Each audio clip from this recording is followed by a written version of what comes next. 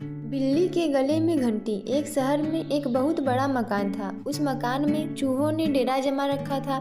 जब भी मौका मिलता वे अपने अपने बिलों से बाहर निकलते और कभी खाने की चीज़ों पर अपना हाथ साफ करते तो कभी घर की अन्य चीज़ें कुतर देते। उनका जीवन बड़े मज़े से बीत रहा था। इधर मकान मालिक चूहों से तंग आ चुका था, इसलिए वह एक बड़ी सी बिल्ली ले आया। अब वह बिल्ली उसी घर में रहने लगी। बिल्ली के आने से चूहों का जीना हराम हो गया। जो भी चूहा बिल से बाहर निकलता वह उसे चट कर जाती। चूहों का बिलों से बाहर निकलना मुहाल हो गया।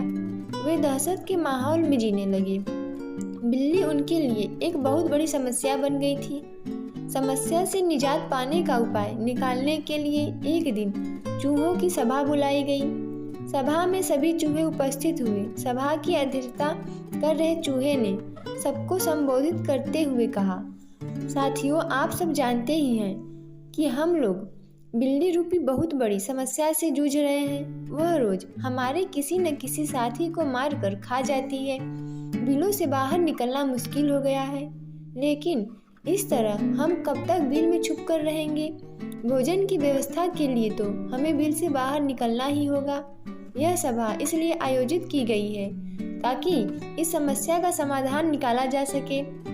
आपके सुझाव आमंत्रित हैं। आप एक एक कर अपने सुझाव दे सकते हैं। एक एक कर सभी चूहों ने इस समस्या पर अपनी अपनी सोच के हिसाब से सुझाव दिए, लेकिन किसी भी उपाय पर सब एकमत नहीं हुए। तब अंत में एक चूहा उठा और चहकते हुए बोला, मेरे दिमाग में अभी अभी एक बहुत ही बढ़िया उपाय आया है।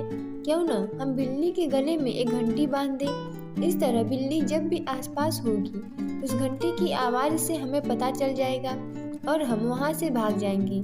कहो कैसा लगा उपाय? सारे चूहों को ये उपाय बहुत पसंद आया। वे खुशी में नाचने और झूमने लगे, मानो उनकी समस्या का अंत हो गया हो। तभी एक बूढ़ा और अनुभवी चूहा खड़ा हुआ और बोला, मूर्खों, नाचना गाना बंद करो और जरा ये तो बताओ कि बिल्ली के गले में घंटी कौन बांधेगा?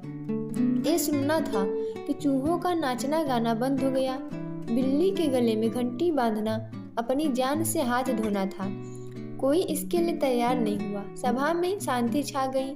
तभी इस शांति को चीरते हुए बिल्ली के कदमों की आहट सबके कानों में पड़ी और फिर क्या था, सब सिर पर रखकर अपने अपने बिलों की ओर भाग खड़े हुए। इस कहानी से हमें यह सीख मिलती है कि योजना बनाने का कोई औचित्य नहीं है यदि उसे लागू न किया जा सके। दोस्तों, ऐसे ही वीडियो देखने के लिए हमारे चैनल को सब्सक्राइब करें, वीडियो को लाइक और शेयर करें।